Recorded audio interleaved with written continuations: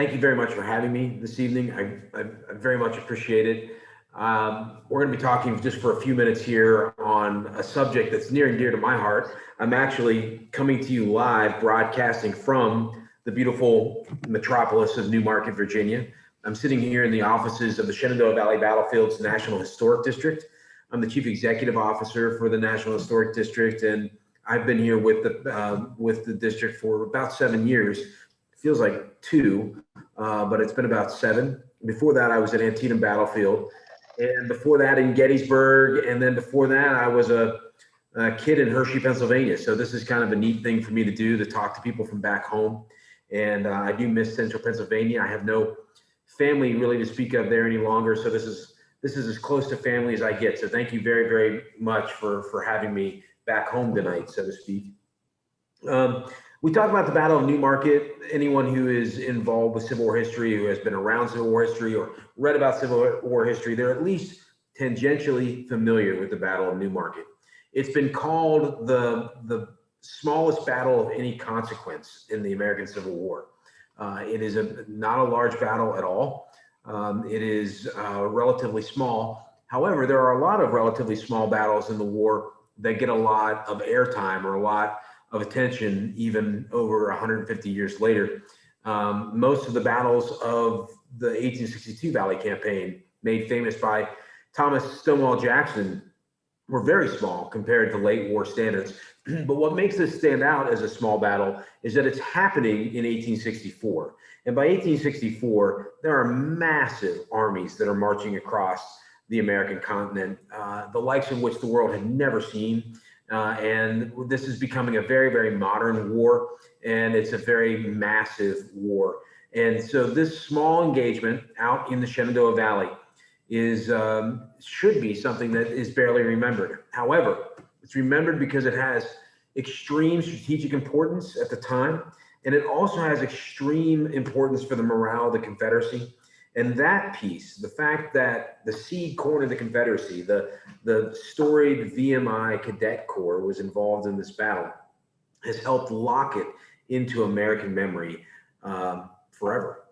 And so we're going to talk a bit about the VMI Cadets, but what I hope to do is give you a little better idea of the battle so that when you get off of this call tonight, you know more about the battle than just the cadets, or at least if you're still focused on the cadets, you know a little more about what they did than you did otherwise.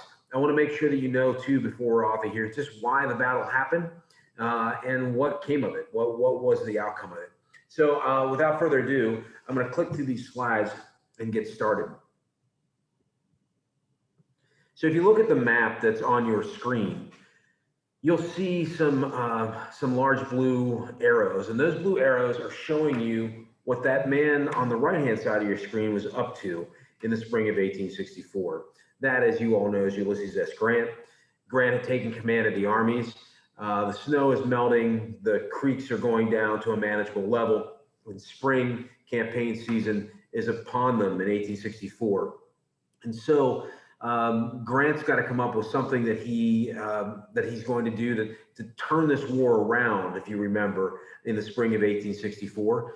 And so he has got his armies, or will have his armies, on the move all across the nation. However, here in Virginia, things are going to heat up very quickly, and that's where Grant himself is going to be. And what you see on this map in front of you is a real basic description of what his plan is.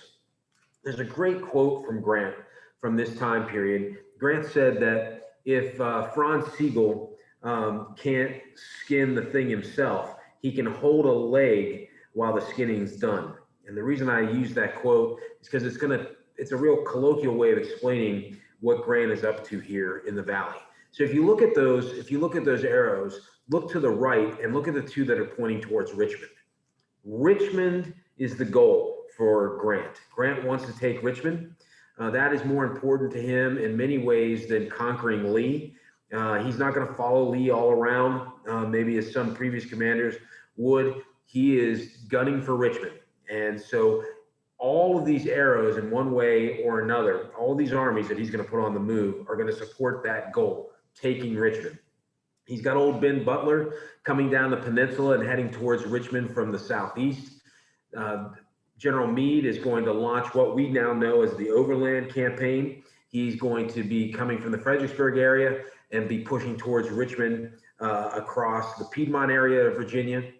And in order to keep as many men tied up as possible in the Confederacy, he's going to launch two other prongs of this same attack, all part of his spring campaign in '64. He's got an army out in the mountains of Western Virginia, or West Virginia to the Federals. And that army is in command by this moment of a man by the name of Franz Sigel. Franz Sigel is given the orders to send some troops under his command. If you look at those two arrows that look like legs down coming out of Charleston, there's going to be Crook and Averell are going to make a push through the mountains, and they're going to make a run towards Dublin and Wytheville. And what they're trying to do is cut off the ability for supplies and reinforcements to come from the Deep South via the Virginia and Tennessee Railroad. What their job is to do is to cut the railroad, to divide this theater of operations from the remainder of the Confederacy, and then to turn to the north and east, following the Great Valley and head towards Stanton. Meanwhile, Sigel himself would lead a large force for Western Virginia's standards up the valley. Now I say up the valley, as you all may know, the valley, the further south you go, you're going up the valley. If you go north, you're going down the valley because the river flows from south to north. So he's going to lead his command up the valley to Stanton as well. And the plan is, as laid out by Grant, that these forces would cut the railroad, clear any possibility of any reinforcement of Lee from the greater part of the South, and then threaten Richmond from yet a third direction. Once they meet at Stanton, they would head towards Charlottesville and on towards Richmond from the west, effectively boxing Lee in, and in Grant's mind, ending the war. So that's the entire plan into the spring of 1864. Now, the Federals are not the only ones who are on the move. Did I do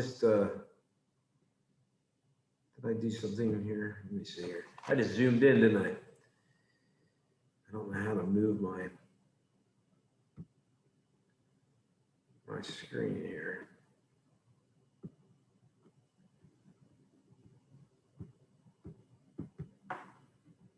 I'm not very good at PowerPoint. I can show you this. I didn't even know I could zoom in.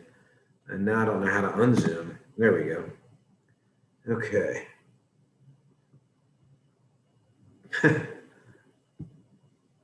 All right. Sigel's there on the right, and Franz Sigel is a German immigrant. He's not really done anything of any import other than he is unbelievably popular with the German immigrant population here in the United States. You might ask yourself, who cares? Why does that matter? There were so many Germans in the United States at that time. It was a very, very important segment of the army for Grant and for Abraham Lincoln. And they had a lot of political sway, especially in large cities and in Pennsylvania, throughout Pennsylvania. And so Lincoln has this man that you see on the right-hand side of your screen, Franz Sigel. He is the epitome of a political appointment, political general. And he's very valuable to Lincoln because he keeps the Germans happy. As Central Pennsylvanians, Central Pennsylvania was very much at the time of this part of the war, for the most part, a Franz Sigel fan. And so there's, for obvious reasons, look at the phone book there at Hershey. We still have phone books, and look at all the German last names. This man is unbelievably popular with the German population in the United States. The man that is going to be sent to kind of meet this threat by Lee, because Lee, again, is not just sitting still. He's going to make some moves as well, is Breckinridge, John C. Breckinridge, who you see there on the left-hand side of your screen. And Breckinridge had been vice president of the United States. He was a very, very famous individual just as the war began because he had ran for president against Abraham Lincoln. In fact, one of the only counties, in fact, it's the only county in the Shenandoah Valley that he will win in that election, is a county where he will fight the Battle of Newmarket several years later. John Breckinridge is a consummate politician, very well liked throughout the United States. And like I said, he had been vice president, had run for president. And so he's one of the most famous men in either army during the war. Has already been sent out to Dublin, Virginia, along the railroad. He was sent to take command of the Department of Southwest Virginia on behalf of the Confederacy. He had just been sent out there about a month or so before the battle and was doing all kinds of things to get that department whipped into shape. When he got the message from Robert E. Lee that he was supposed to do what he could to put together a force to meet this threat that was going to be coming his direction. Now, he didn't know which was going to be the greatest threat. Was it going to be the threat coming through the mountains, which he had intelligence telling him was coming from the area of Charleston and the Shenandoah Valley there in West Virginia? Or was it going to be the threat coming up the valley, which his sources were telling him was already on the move and gathering around Martinsburg, West Virginia? He didn't know which was going to be the most important, but he thought that to get in between the two would be the best thing to do. And if he was going to be in between them, he better be closer to Richmond than where he is. And so he leaves a small force at Dublin and at Wytheville, and he moves as much men and material as he possibly can northward, heading towards Stanton, because he's going to meet the threat that's coming his direction from the Federals, with Franz Sigel himself coming up the valley. Now, Breckinridge is, I think, an unsung hero of the war. There could be an entire book done on just his ability to marshal forces. The logistical story of what he does to put that small army together is amazing. He worked tirelessly from the wee hours before the sun came up in the morning until long after dark, dashing off messages, looking at maps, responding to problems and logistical complaints as he moved men by not only foot and by horse and wagon, but he also was coordinating a massive railroad effort to get an army put together, because he really didn't have one to speak of. And so what he'll do is he will be able to put an army together and start marching them towards Stanton, Virginia. When he gets to Stanton, he will pick up more troops there. There'll be troops that are pouring in from the reserves, the Augusta County reserves, the old men and boy companies that were home guards in the Shenandoah Valley are all going to be gathering at Stanton as well. And so his ranks are swelling as he moves towards Newmarket. Sigel, however, is going to start his march in Martinsburg, as I mentioned, and it's not going to go well from the very beginning. He is doing an admirable job of trying to put his force together, but one of the things that he's going to have problems with right out of the gate is that he's got large units that have never really marched together, even in an infantry scale formation, because a lot of his West Virginia troops and Ohio troops for the entire war, or at least for their entire enlistments, have been guarding railroad bridges. They have been guarding tunnels. They had been watching gaps and passes that were important for transportation and communication through the mountains of West Virginia along the B&O Railroad. And so they never really maneuvered or drilled in anything larger than their company size. They were manning blockhouses and bridgeheads and small town garrisons. And so they never really operated as a regiment, let alone an army. And so when he starts to gather all these forces in Martinsburg, he thinks that it's very important to put them on parade. His army, when assembled, is very impressive. The parade line itself is almost 3.5 miles long, which is a massive, massive thing, if you imagine seeing that. And it's very unwieldy. The parade starts early in the morning and goes all through the afternoon, and it doesn't go well at all. They step off from Martinsburg only to get about 30 or so miles up the valley, stopping again at Winchester. When they stop at Winchester, the march from Martinsburg has gone so poorly that he thinks that he needs to actually do what we would call today maneuvers. And so he will do a massive full army reenactment or again, like what we would call in the Army today, maneuvers. And he will have those maneuvers and spend several days in Winchester, maneuvering around in mock battles. They don't go well either. In fact, when the Army marches out of Winchester, some of his units have not gotten the command that they were to stop maneuvers and were just left behind, not knowing that they weren't still in war games at the time. They will catch up, however. And so Sigel's army is not doing very well, and it's not going well for him in two ways. One, he's not making any time, and his army's really not gelling together. And the other thing is, the closer that he gets to the battlefront, his army gets smaller and smaller. I said that Breckinridge is picking up troops the entire way from the Dublin, Wytheville, southwestern Virginia area when he gets to Stanton, and then even after he leaves Stanton, heading further down the valley towards what his ultimate destination, he doesn't know this, but what his ultimate destination will be, which is Newmarket, he's picking up troops all the way along. He's also consolidating the forces that he already had in hand. The exact opposite is happening for Sigel, because all along the way, he has to leave troops behind to guard mountain passes, gaps, lines of communication, lines of retreat, every bridge, every wagon train now that has to bring continual supply from Martinsburg is going to be escorted by an inordinate amount of troops. And why is that the case? Because he's marching through a very dark and scary valley for the Union Army. In 1864, when Franz Sigel steps off from Martinsburg and then steps off again from Winchester several days later, they were marching through what the Federals called the Valley of Humiliation. It had never gone well for the Federals in the Valley. It's got a relatively, believe it or not, we don't talk about this a whole lot, there were, at the beginning of the war, a lot of Unionists in the Valley. Shouldn't surprise us. A lot of the Valley's population are descended from families from back home, from back in central Pennsylvania.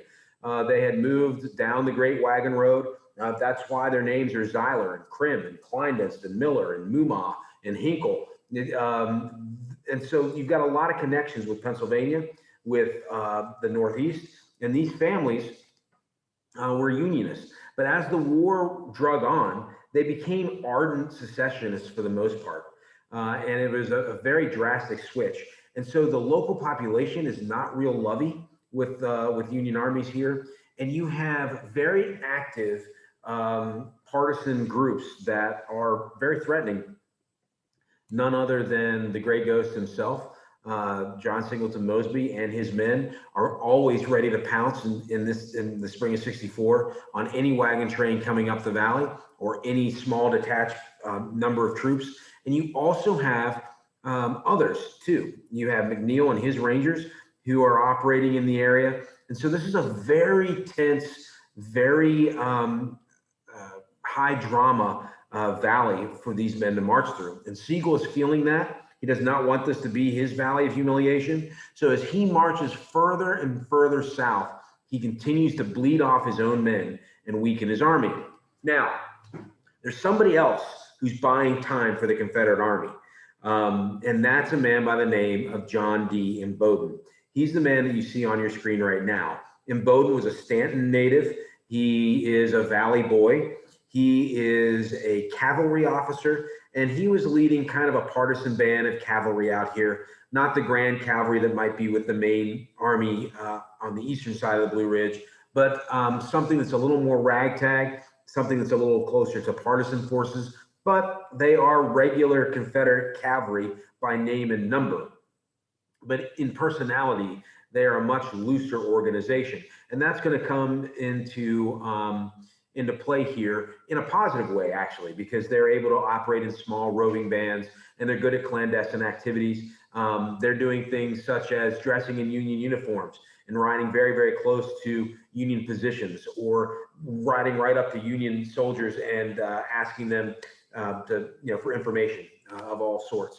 But John Imboden, he is the only Confederate force of any size at all that is facing Sigel as Sigel moves up the valley. He's in constant communication with Breckinridge. Breckinridge has reached out to Imboden. Imboden knows that he's been placed under Breckinridge's command and that Breckinridge is on his way. And Breckinridge has given Imboden the instructions to do all that he can to delay and mislead the enemy, until which time he can gather a force to meet him. And so Imboden is at the front, and Imboden does an unbelievably admirable job, especially considering he has a handful of men who should be able to be brushed aside without a second thought by a relatively massive federal army coming his direction.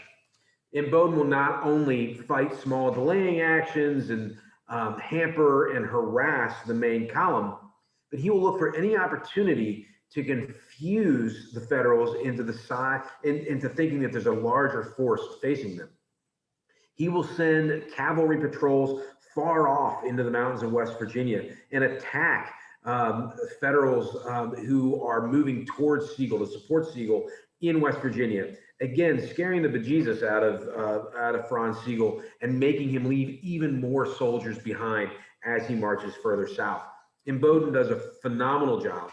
And so it's really Imboden that's engaging most of the troops as the battle begins, or as the ramp up to battle intensifies, and in the earliest moments of the battle itself. Breckinridge, when he gets to Stanton, is going to be met there by the VMI cadets. The VMI Cadet Corps have been given the word that they were to report for duty. They were exuberant about it. This is not the first time they've been called out. That is something that people don't usually remember. The cadets have been called out numerous times before the Battle of Newmarket. They were no strangers to the battlefield, actually. Many of the cadets themselves had served in other Army units prior to being a cadet, and many of the faculty had served on battlefields from as early as Bull Run on. The Cadet Corps itself had been called into service when Jackson marched through the valley on his way to what would be the Battle of McDowell in Highland County. And he called on the cadets, and the cadets fell in with Jackson's small army, and they served. They were on the field during the Battle of McDowell. They were not in the battle, and they were not engaged, but they were within sight and sound of the guns, and they were detailed to take care of the dead and wounded following the battle itself. So these boys had been near war and near battle before the Battle of Newmarket, and that's something people don't often remember. When the cadets march into Stanton, they are met by cheers and throngs of well-wishers, and they will join the rest of the army. It is interesting that they are called boys. They are not that much different in age from the men who are fighting in the rest of the army. Obviously, there's a larger swing in age in the average regiment, but the average age of the soldier in Breckinridge's army at that time was like 21, 22 years old.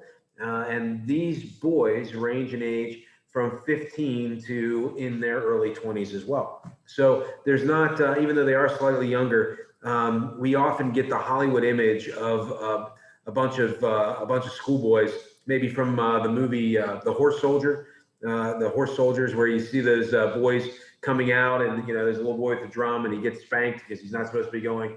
These are young men. These are what we would consider upper high school and college age students today. Nonetheless, they are prim and proper, and they do march like they've been in school, and they do act like they've been in school. And so they do look slightly different, and they're not as weather worn as the other men. And so they do stick out like a sore thumb. And word has gone through the ranks of Breckinridge's army that these schoolboys are there. Probably the reason that they get teased by the other men in the army is not because of their age. It's probably more because of their social standing in class. These are the sons of the most upper class in Virginia aristocracy, also the most upper class from other states as well. However, this is the chance for your regular Joe to pick on some rich kid, some rich guy's kid. And I think there's more of that going on than something with age. So they get teased and they get catcalled and so on when they arrive with the rest of the Army. But as we all know, they will prove themselves as they go along. So look at this map that I have up there for you. That map shows Sigel getting as he arrives close to Newmarket. And I want you to see there, it says May 13th. The Battle of Newmarket will occur on May 15th, but the fighting in and around Newmarket will begin on the 13th. John Imboden will be about 4 miles north of Newmarket in the direction of Mount Jackson at a place called Rude's Hill. It's a very storied place. It's used throughout the war, and he is camped on Rude's Hill. Excuse me. And from Rude's Hill, he can see Newmarket Gap. He can also see across the North Fork of the Shenandoah River in the direction of Mount Jackson and looking all the way down the Valley Pike. He can see the Federals that are gathering on the hills around Mount Jackson. And even farther on, he has reports of even more Federals arriving in Woodstock.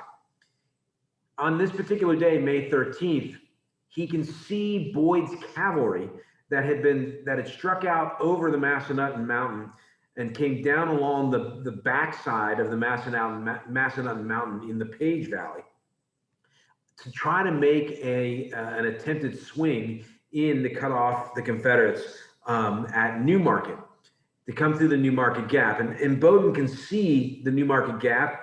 He can see these soldiers coming down the gap, and he will send his cavalry thundering through Newmarket and then east towards the gap to meet them. The fighting that will occur at the base of the mountain will be disastrous for those Federal troopers. They'll be met with cannon as well as Confederate cavalry and a little bit of infantry, dismounted cavalry actually. And one of the things that's interesting to note, that Chrisman's Boy Company really takes the lead in that engagement.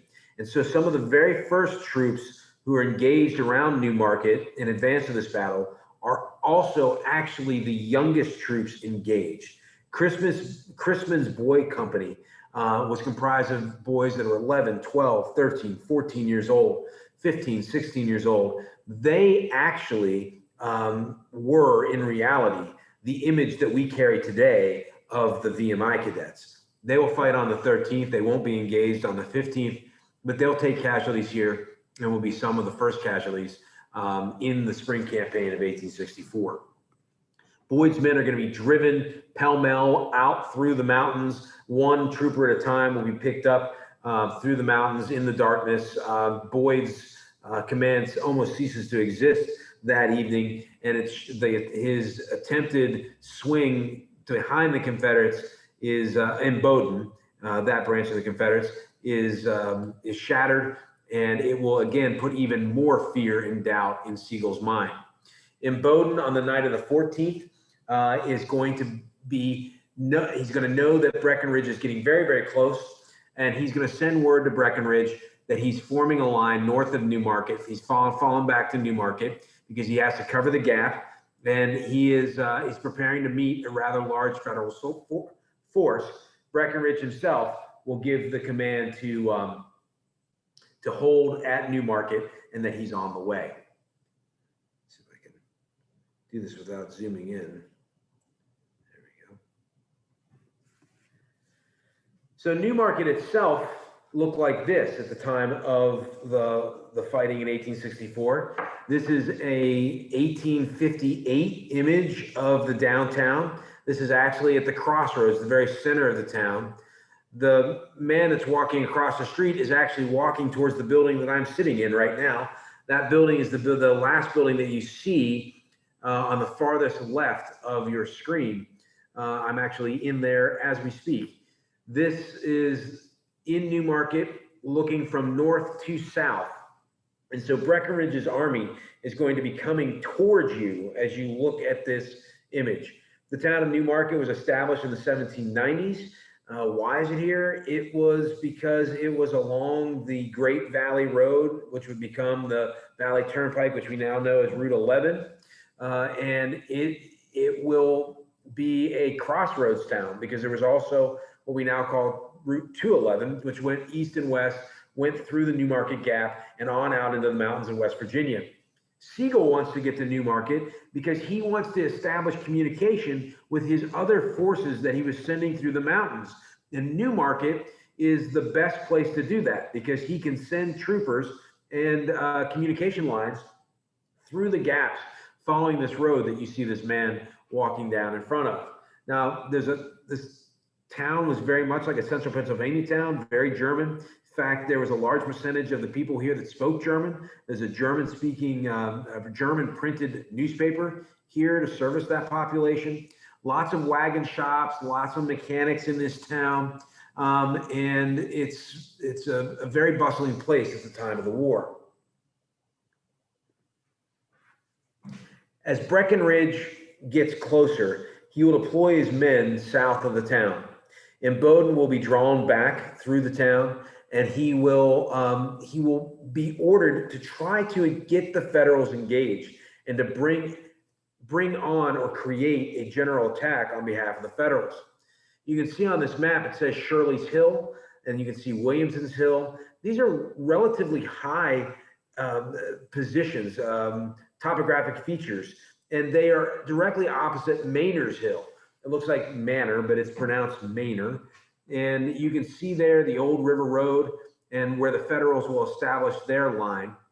But the Federals, under the command of Moore, a German out of Ohio, he was running a bar before the war and had no military experience before the war. He actually ends up having a very prominent career. He does a very good job, first as a company commander and now as a brigade commander.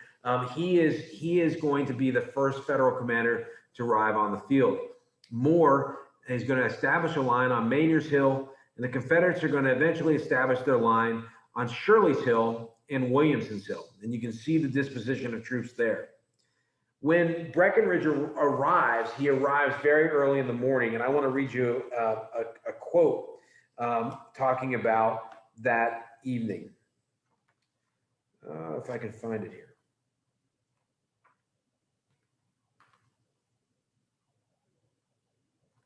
It says, there's two things I want to read to you. One is this quote by a cadet, and he wrote it. He wrote it just after leaving Stanton. His name is Beverly Standard, and he'll actually become a casualty and die in the battle. He writes to his parents, "No doubt a letter written from this place will take you greatly by surprise. On Tuesday night, an order came from General Breckinridge calling us immediately to Stanton. On Wednesday morning at 8:30, we marched 18 miles.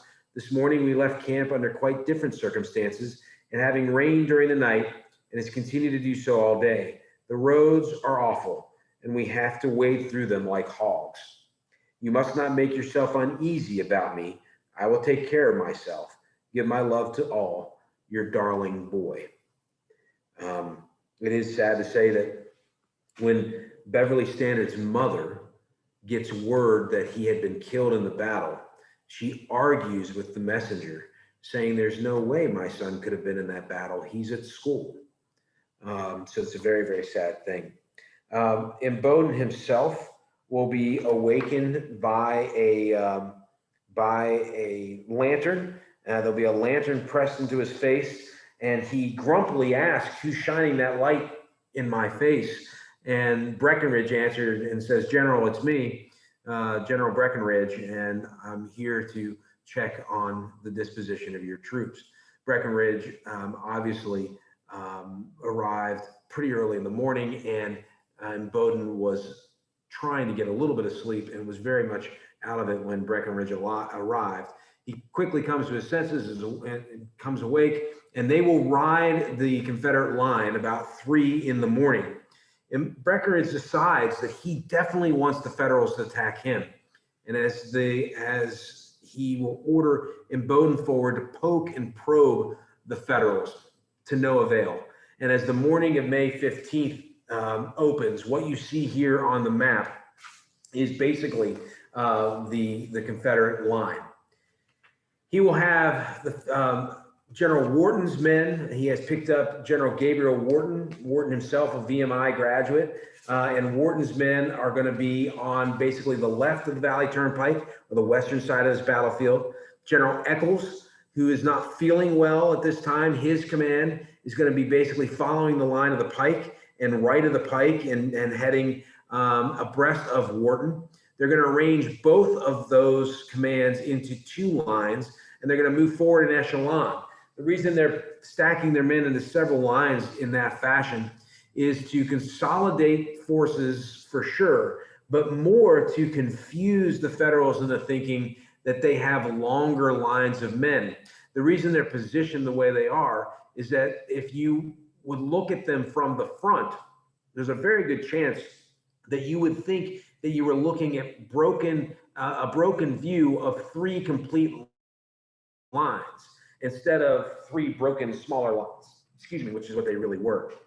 It's pouring down the rain all night long from the 14th into the 15th. It's absolutely miserable out. And as the sun comes up on Sunday morning, the 15th, it's very quiet on the battlefield. The rain is still pouring down. The Confederates and the Federals are both sleeping on their rifles. There had been fighting throughout the night as Imboden had tried to probe the line. And so the people in the town of Newmarket had gotten very, very little sleep. They said that they had passed the worst night that they had ever passed, and many of them said that they slept in their clothes, ready for flight if needed. But as the morning began, it was relatively quiet. It was very, very quiet.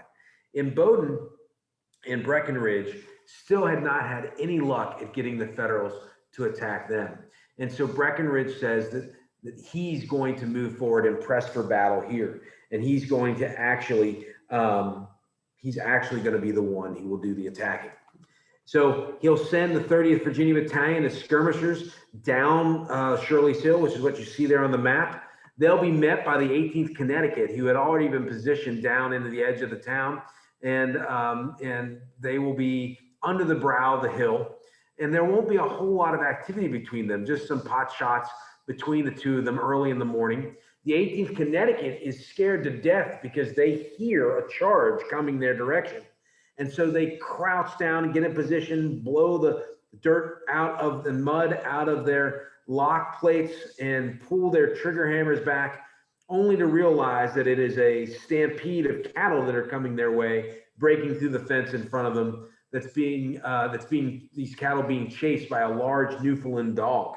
And so the battle begins with an actual haphazard, accidental scare of a charge. No other infantry movements will happen in the earliest part of the day, while an artillery barrage ensues. And the artillery under Chapman, Jackson, and the VMI guns that are placed on the top of Shirley's Hill will thunder away at Snow's battery, Snow's Maryland battery, who you can see on your map, are there to answer the call. The guns are going to thunder throughout the morning, and this is a direct quote from Cadet Wise as he remembered the moment that the guns took off. He says, "It was Sunday morning at 11 o'clock in a picturesque little Lutheran churchyard in Newmarket, under the very shadow of the village spire and among the white tombstones, a 6-gun battery was posted in rear of the infantry lines of the enemy. Firing over the heads of their own troops, that battery opened upon us the moment we came into sight. Out of the orchards and on the meadows, puff after puff of blue smoke rose as the sharpshooters advanced, the pop, pop, pop of the rifles ringing forth excitedly. The town, which a moment before had seemed to sleep so peacefully upon the Sabbath morning, was now wrapped in battle smoke and swarming with troops hurrying to their position. We had their range beautifully. Every shell we fired hit some obstruction and exploded in the streets or on the hillsides." As the artillery crashed down into the town, townsperson, a resident who lived in Newmarket by the name of Perry Cook, was trying to seek shelter in town, and this is what he remembered at this moment. He said, "The shells sounded like a circular saw running through a dry plank of wood.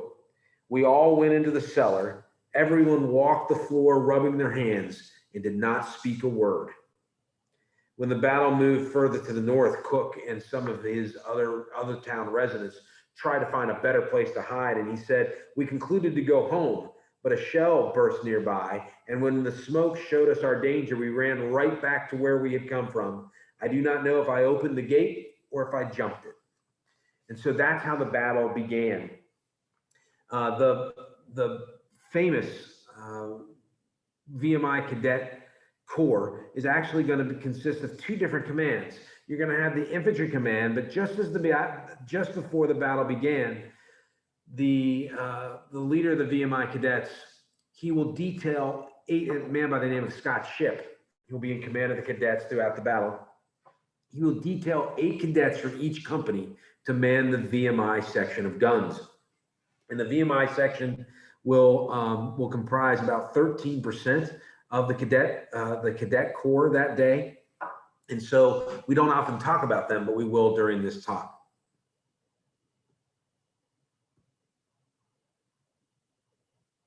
As Breckinridge continues to press forward, he will move his men down off of Shirley's Hill and press them forward through the town, driving that first line of Federals from the River Road and back towards the next ridge further north. Sigel is just now arriving on the battlefield himself. And when he gets here, he realizes that he doesn't have the time to consolidate his men. He's strung out. He's still on the road. Only Moore and a handful of the regiments that Sigel even has at his command are present for this battle when it begins. And Sigel decides that he's going to order Moore to retreat or to establish a line further to the north to shorten the distance between his troops that are arriving on the battlefield and his troops that are engaged on the battlefield. That process is going to start to begin, and as other troops arrive, Sigel is going to have them placed in this new line. And you can see on the map where you see the 1st West Virginia, the 34th Massachusetts, and the 54th Pennsylvania. The 54th Pennsylvania and the 1st West Virginia are all rallying on the 34th Massachusetts, creating a new line as the 123rd Ohio and the 18th Connecticut try to hold back this Confederate attack long enough for a new federal line to be established. While this fighting is occurring, it was never the intent of General Breckinridge to put the VMI cadets in the battle. As you see, they are trailing behind Wharton's men as reinforcements for that part of the line.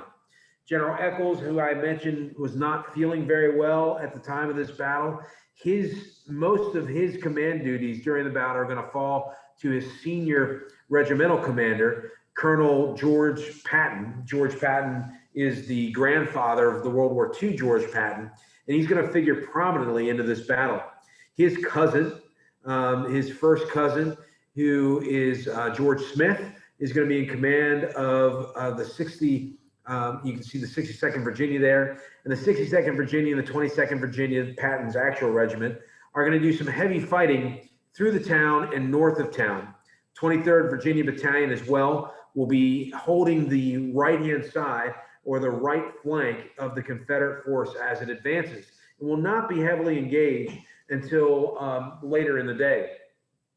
I want to draw your attention to Imboden, and you can see Imboden marked there. And Imboden will get permission from Breckinridge to move his command down the turnpike and loop around the other side of Smith Creek. And you can see where Imboden shows back up in the middle right of the map, right along Smith Creek. And I want you to take very good note of that. That's going to come into some very large importance here shortly. Imboden was actually not trying to find a position there. He was trying to find a way to get down Smith Creek all the way to the crossing at the bridge crossing at the North Fork of the Shenandoah River to try and cut off a Federal retreat. Breckinridge and Imboden are already planning for the possibility of winning this battle, and they wanted it to be a total defeat, if at all possible.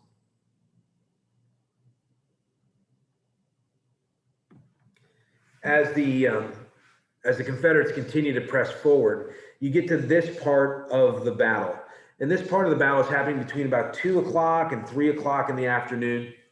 And it has rained all day. There was between about 1:30 and 2 o'clock a slight reprieve from the rain, but it is unbelievably overcast. The fighting from that day, combined with the humidity in the air, has kept the battle smoke very close to the ground, and it has inundated the fields and woodlots around Newmarket very much like a fog. And so that mist of rain, the dark, overcast nature of the day, and this battle fog has just completely covered the hills north of the town of Newmarket.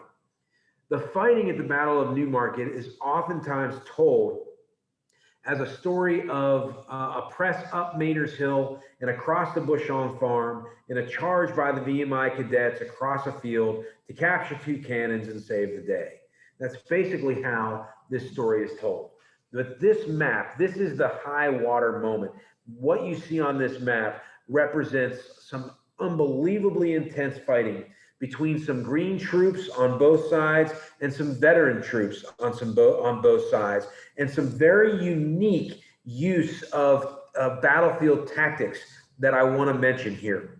I don't want to take anything away from the charge that was made by the VMI cadets, but there's much more to talk about at what compares here to, for the Battle of Newmarket, this would be very much like the Pickett's Charge field, what you see on this map. This is where the battle is won and where it is lost in this moment between about 2 o'clock and 3 o'clock in the afternoon of May 15th. It starts to pour down the rain again at about 2 o'clock, just as the armies have reached these new positions. And what you have is you have some things that are starting to go right for the Federals. You can see there by the Lightfoot Farm, you can see this new consolidated line with the 54th Pennsylvania just arriving on the field, the 1st West Virginia arriving on the field, 34th Massachusetts has been on the field all morning. In fact, they've marched about 7 miles and haven't gone anywhere. They've gone back and forth from the town of Newmarket to this position and that position, and literally have marched about 7 miles. They were just starting to eat breakfast when they were given the order to march to the position where they are here. So they're angry, they're hungry, and they're tired, but they're also very, very green. The 12th West Virginia is also a relatively green unit. The 1st West Virginia, however, has seen some fighting. They were engaged in the mountains of West Virginia, and they are a relatively veteran unit, especially compared to the others who they're fighting beside. The 1st West Virginia is going to be kind of a rock of that line, and that line has now started to gel. And there are Carlin's Battery and Snow's Battery and Von Kleeser's Battery are all well positioned and starting to take their toll on the Confederate line on the western side or the left flank of the Confederate force. The other thing that's happening here, if you look at the topographic lines, the Confederate line is getting squeezed. Breckinridge had stopped giving general orders once this army stepped off, and battlefield tactical command had transferred to his line officers. But Breckinridge, in one of the last commands he had given, was that he wanted Wharton to guide on the Valley Pike. He wanted the 62nd Virginia to guide along the pike. But as the battle moved north, the distance between the pike and the bluffs above the river got narrower and narrower. And so Breckinridge's front line was not able to produce as much room, therefore not as much firepower as it had when it was farther south. So that, combined with this now strengthened Federal line, is making things on Wharton's side of the battlefield bogged down. There is a gap that is created by the artillery and some shuffling. The artillery starting to take its toll on the Confederate line, and the VMI cadets are about to be called up to fill that gap. Now, I want to talk about Eccles' side of the line to the right of the Valley Turnpike. You see the 22nd Virginia and the 23rd Virginia Battalion. They've formed almost a V. That V has been formed in part because of the terrain, and also in part because Breckinridge is fighting his guns. He's fighting his guns in a Mexican War style. He's not fighting them in a now pretty traditional Civil War style by the time of this part of the war, where they're in support. He's actually moving them hub to shoulder with his infantry to extend the size of his line. And that is not often done in the war. And so the guns are actually part of the front line on Eccles' side of the battlefield. And so the 22nd Virginia has angled to meet so that they can meet the gun line, and the guns have to stay in that position because of terrain. And the 23rd Virginia then angles away from the guns as well. This inadvertently creates a vortex of hell, basically, because at this moment, Sigel is going to try to press his advantage. He feels his advantage is strengthening on his right, and so he is going to order a cavalry charge on his left against the Confederate right.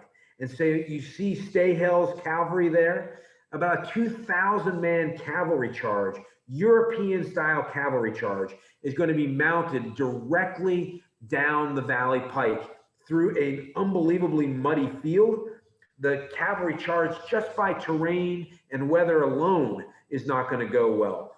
Horses getting stuck in the mud, horses breaking ankles, spraining ankles, throwing riders just because of the deep mire and quagmire of this muddy field as they try to get across it. Those of the 2,000 troopers that make it, hold their formation and make it to the Confederate line, find themselves riding into this V that you see at the map.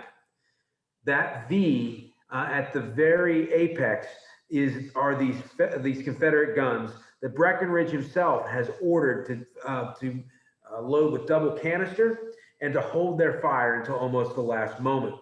And so as those troopers ride into that mouth, the mouth of the guns, the infantry and the artillery open all at one moment and completely decimate that charge.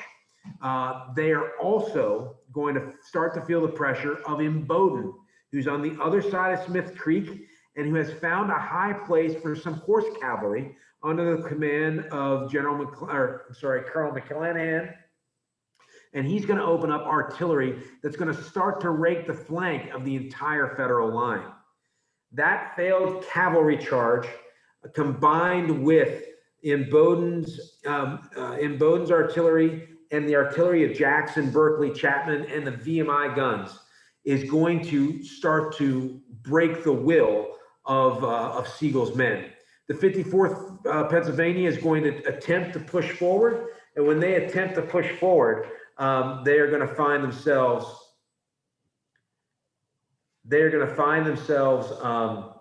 alone. You can see over here on Wharton's line, VMI is going to be at this same moment, about 3 o'clock in the afternoon. VMI is going to be rushed forward as the 34th Massachusetts presses forward. And the 34th Massachusetts is going to be driven back by Jackson's guns. And VMI will move to the edge of the Bushong farm. They will be within a very, very close range of Von Cleeser's guns, and they're going to be taking heavy artillery canister fire, and they cannot stay in their position any longer. Going backward was not an option, and they start to feel the slackening of the Federal fire. That's because the 51st Virginia that you see there on the far left are going to send some sharpshooters up the bluffs on the far left, and they're going to start to shoot the artillery horses. The artillery commanders get that word to Sigel, and Sigel starts to give the order to withdraw the guns. So, a little known fact, the VMI guns, or the guns that VMI charges, are already limbering up to move. And they're the ones that were left behind. It doesn't take anything away from the moment, but had they not been softened up by the sharpshooters of the 51st Virginia, had they not been given the order to move, it would have been a disaster for the VMI cadets as they charged forward. The 54th Pennsylvania down by the pike, this is their monument, and the 54th Pennsylvania, it will take some of the heaviest casualties on this battlefield. They erected this monument And actually, Pennsylvania owned this piece of ground until the late 1980s or early 1990s when they deeded it to VMI. The monument's beautiful. It sits on the spot where they suffered most of their most egregious casualties. When they moved forward, they were expecting the 1st West Virginia to move forward with them. The 1st West Virginia knew in a few steps that the line that they were assaulting was too strong and moved back quickly because they were veterans. Unfortunately, the 54th Pennsylvania did not know that. You can see some cedar trees in the background of this image. There were cedar trees at this spot at the time of the war. And this area became known as the Bloody Cedars. You can see the 54th PA on this map. The 54th PA will be the last federal assault, and it will not be successful. Stahel's cavalry will break and start to move along the pike, creating a general retreat along the Valley Turnpike. And as they move further down the Valley Turnpike, the federal infantry will join them as well. The entire Confederate line will push the Federals from the field. Going back, I mentioned that Colonel Smith of the 62nd Virginia was first cousins with Colonel Patton of the 22nd Virginia. They are remembered to be walking behind their troops as their troops push the advantage. Their minds going to family business. They were talking about legal papers that their family needed back home in Charleston, Virginia in their mind. They were walking along as their men pressed forward, now talking about family business. It just speaks to me about how commonplace battle had become. Breckinridge will ride up to both men, offer his horse to both, and they will refuse it. And so Breckinridge will get off his horse and walk along with them. But the battle by that point is pretty much over. They will push farther to the north, and they will push the Federals all the way across the North Fork of the Shenandoah River.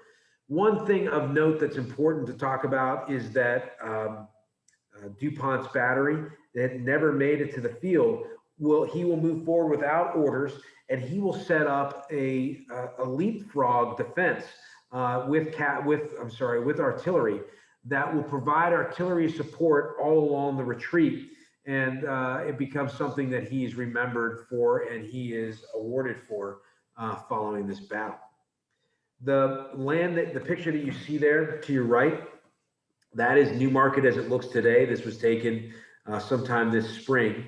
The property that you're looking at in the foreground, that is the property where that is the spot where VMI, Berkeley, and Chapman's guns you see on the map are, and where you see the 23rd Virginia and you see their skirmish line. That is that spot, and we are actually in a campaign right now to preserve that property. We're raising money to preserve that site right this second. One other interesting thing, I mentioned the 23rd Virginia. Colonel Derrick was in command of 23rd Virginia. He's the only West Point graduate in the Confederate forces on the day of this battle at Newmarket.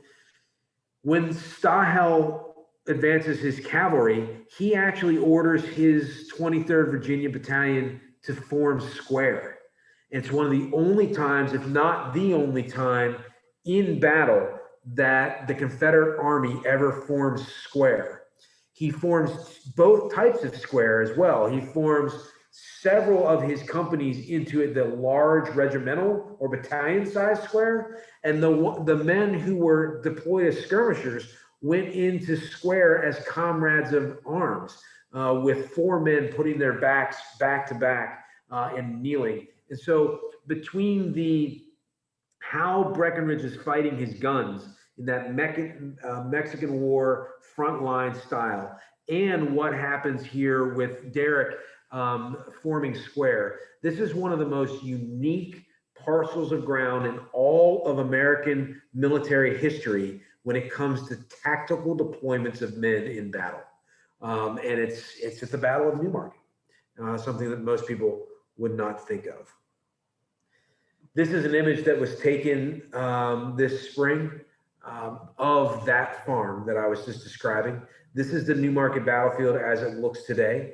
in the Shenandoah Valley Battlefields National Historic District, the Battlefields Foundation that I work for that manages that district.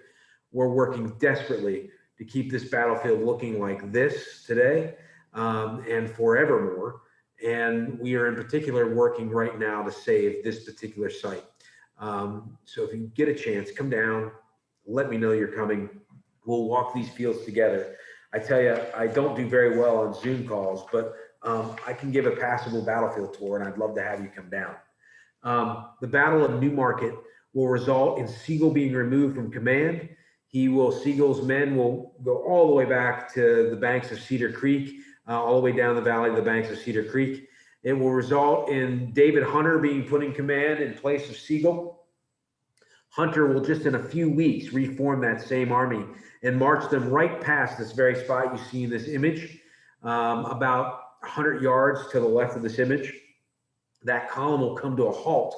And while they're at a halt just outside of the town of Newmarket, some of the men who had fought in the Battle of Newmarket on this very ground will look to the right of the road and see some of their comrades' graves had been uprooted by hogs and dogs, and so they will take time to rebury some of their comrades before marching off to the Battle of Piedmont and on to capture Stanton and Lexington before themselves being routed and driven out through the mountains of West Virginia. This does actually do what Grant wanted it to do. Sigel does not fail strategically, he fails tactically, but his job was to tie up a lot of Confederate forces from reinforcing Richmond. He does do that, but he is driven from the field. And this small little battle out in the Shenandoah Valley, which will be quickly eclipsed by the battles yet to come in the summer and fall of 1864 in the valley and elsewhere, was of extreme importance because of what it means strategically, the changes that were made in the Federal Army because of it, and because of the morale effects that it had on the entire Confederacy when word gets out that those VMI cadets had won the day against these seasoned veterans. Again, a little bit of propaganda, but it went very well for the Confederacy. And with that, I'll end my talk and ask